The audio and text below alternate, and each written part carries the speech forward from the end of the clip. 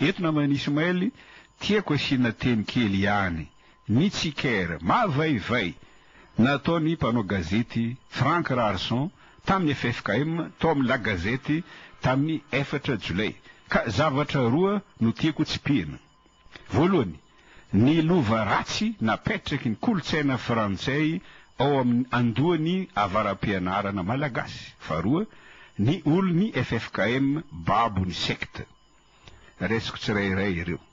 Anaovana zafady antanandroa amin'ny andriamatoa Frank Rarson fa tsy ny FFKM no mamadika ny vahoaka ho ampondra fa ny avaram-pianarana gasy manana farasisa napetraky ny kolontsaina frantsay ao anatin'ny lohany. Tsy safidy ny vahoaka malagasy tompoko ny mahafanjakana laika any Madagasikara fa fanerena nataony frantsay sy nataony paelalana malagasy bolokiny. Izao tarazo izao dia nolovana tamin'ny révolution frantsay nataony tamin'ny 4 Jolay 1770. Ny endrika isehoany dia ny laïcité de l'État izay nahelan'ny frantsay erany Europa tamin'ny alalan'ny basy sy ny tafondro ka ny emperora frantsay Napoléon Ier no nampiely azy.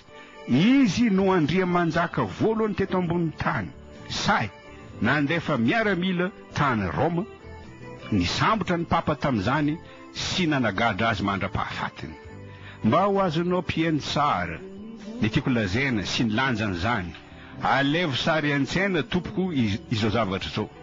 Mandefa miaramila any Roma ny filoha frantsay François Hollande, misambotra ny papa François sy managadra azy mandra-pahafatiny.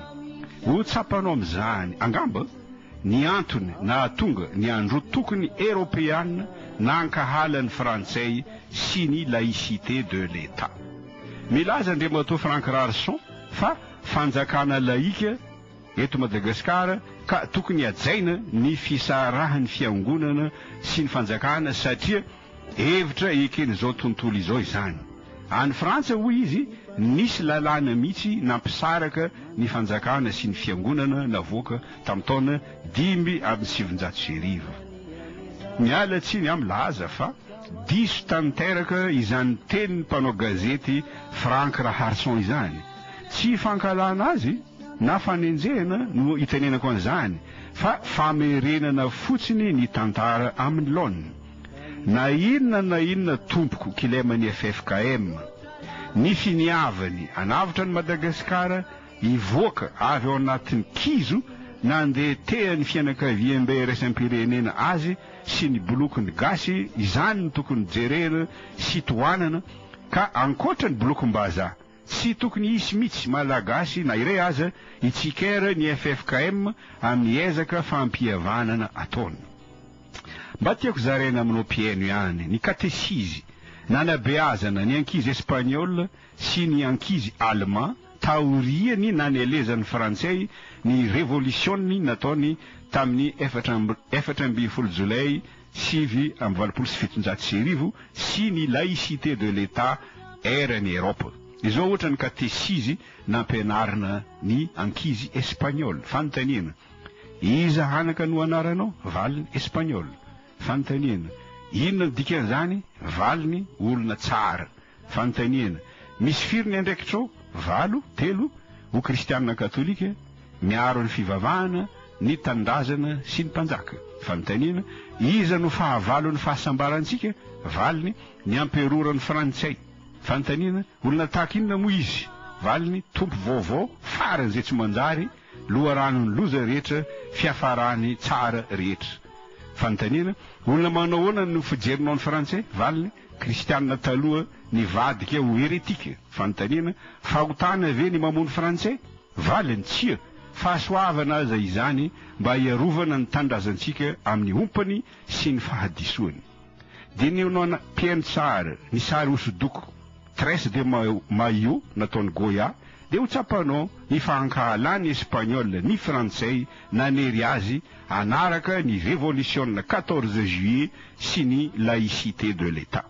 Mitovy amin'izany koa ny catéchisme von Kleist nampianarina ny ankizy allemand fanontaniana iza hanaka no fahavalinao valiny Napoléon sy ny frantsay raha mbola amperorana ihany i Napoléon fanontaniana inona ny asa tokony ataon'ny olo-pirenena allemand rehetra rehefa lehibe izy valiny ampiverina indray ny herin'ny Reich izay nopotehiny frantsay fanontaniana inona no anjara andraikitry ny ankizy amin'izany valiny mivavaka mba ho tanteraka izany fanontaniana ahoana nisy jerinao any Napoléon amperoran'ny frantsay valiny olona marikoriko fiandohan'ny faharatsiana sy ny fiafarany tsara rehetra fanontaniana ovila ianao no saina an'izany mangingina tao amponao valiny omaly alohan'ny natory ary androany maraina rehefa nifoa fanontaniana ovina ianao no amerina isaintsaina an'izany indray valiny androany alohan'ny atory ary rampitso maraina rehefa mifoa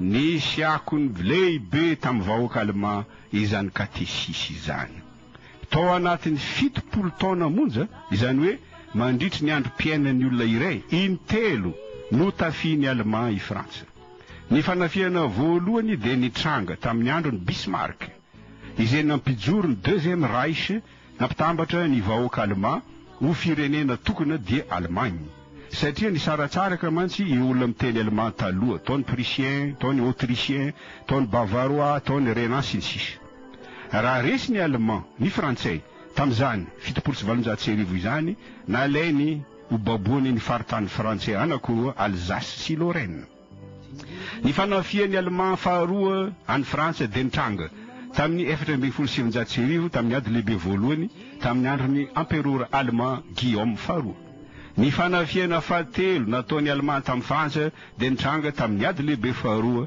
tamin'ny 1770 tamin'ny andron'ny Hitler filohan'ny 3e Reich ny zavatra faharoa tiako tsipina amin'ny fitsekerany Andriamato Frank Rarson ny FFKM dia ny olon'ny FFKM babony secte marina loatra izany ary toviko hevitra aminy ny antony dia satria lany andro manao politika ny FFKM dia lasa ondry tsy misy mpiandry ny olony tsy nanam-potoana ny taizany olony ara-tsoratra masina ny FFKM dia viravirany amboadia ny ondriny ny amboadia tompoko dia ireny secte milaza mandroaka demonie kanefa mampiditra devoly ireny secte manidy ny lalam-pamonjena satria mampanantena vola sy voninahitra fotsiny tsy mahay beboly tompoko ny olon'ny FFKM dia babony secte manana fahalalana tapany araka ny abolana hoe manjaka ny tokamaso amin'ny tany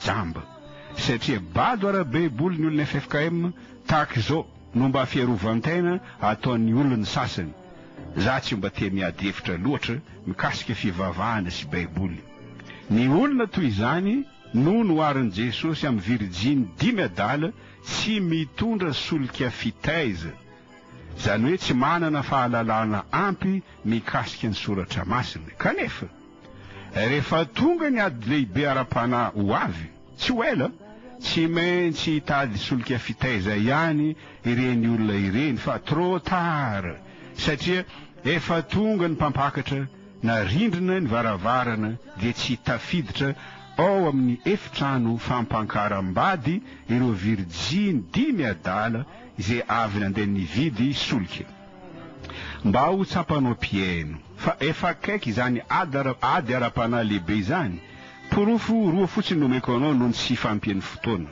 porofo voalohany miomana anafika ny fireneny rehetra izao ny reptilien mba ampijory gouvernement mondial dia ny fanjakana antikristy hiady amin'ny vahoaka an'Andriamanitra raha tsy mino zany teniko izany ianao dinio tsara ny fihetsiky ny tovolahy amerikanina iray vao 30 taona monja dia Andriamatoa Edward Snowden tsy zakany sainty tovolahy ty ny loza kotreny ireo reptilien diabolika ireo dia nilefa izy ary nitondra zava-miafina maro mampitsangam-bolo izay avoakany tsikelikely ny porofo faharoa milaza aminao fa ho avy tsy ho ela zany ady ara-panahy izany lehibe izany dia izao tontolo izao miova tsikelikely ho Sodoma sy Gomora ary tsy mivadika intsony zany hoe lentement mais sûrement